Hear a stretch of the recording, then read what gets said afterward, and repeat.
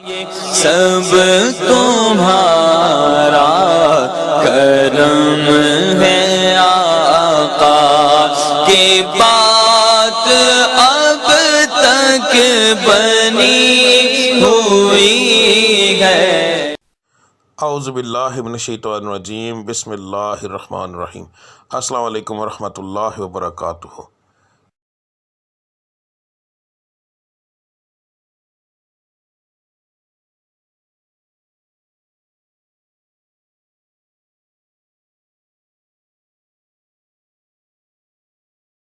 آج کا دن کیسا رہے گا یہ بتانے کے بجائے میں آپ لوگوں کو یہ کیوں نہ بتاؤں کہ کس پڑھائی سے اللہ تعالیٰ کے وہ کون سا بابرکت نام ہے جس کو پڑھنے سے آپ کا آج کا دن بہترین رہے گا۔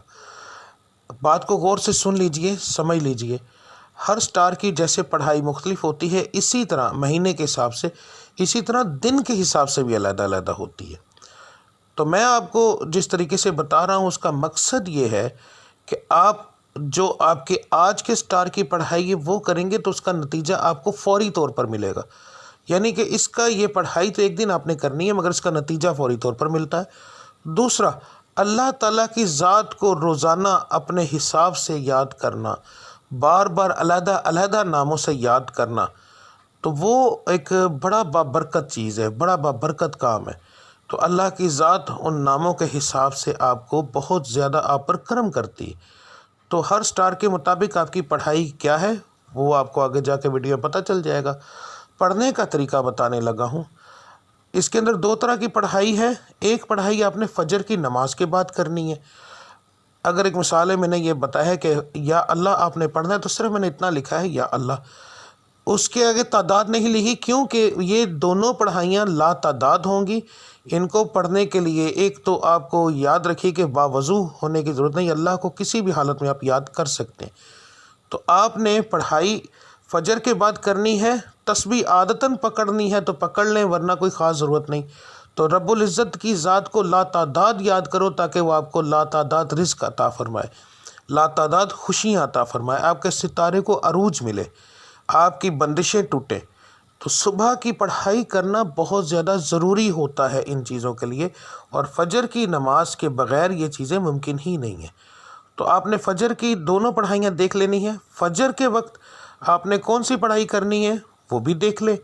اس کے بعد دوسرا جو لفظ ہوگا، ٹھیک ہے، گھر سے کام کے لیے نکلتے وقت، تو آپ نے یہ لفظ آپ نے کب پڑھنا ہے؟ اگر آپ گھر سے باہر کام کرنے کے لیے جاتے ہیں تو پھر کام پر جانے سے پہلے جب آپ تیار ہو رہے ہوں گے، اس وقت کام کی تیاری کے لیے جب آپ تیار ہوں گے، آپ اس وقت یہ پڑھیں گے، اور پھر پورے دن کے اندر وقفے وقفے کے ساتھ یہ لفظ آپ لا تعداد پڑھیں گے۔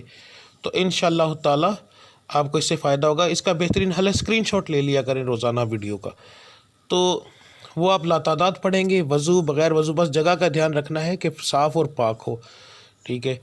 تو اس کے بعد جو لوگ گھر کے اندر بیٹھ کر کام کرتے ہیں ان کے لیے کوئی پابندی نہیں ہے، وہ اس وقت سے ہی پڑھنا شروع کر دیں گے نماز سے فارغ ہونے کے بعد، چاہے وہ رات کو کام کرتے ہیں جیسے آن لائن کا کام کرنے والے، کوئی ایسا کام کرتے ہیں جو گھر کے اندر فیکٹری ہے کوئی ایسا، تو انہوں نے گھر سے باہر نہیں جانا، تو اس لیے وہ لوگ جو ہیں وہ پڑھائی شروع کریں گے فجر کے بعد، دعا کرنے کے بعد جب اٹھ جائیں گے تو اس کے بعد وہ چلتے پھرتے یہ پڑھتے رہیں گے۔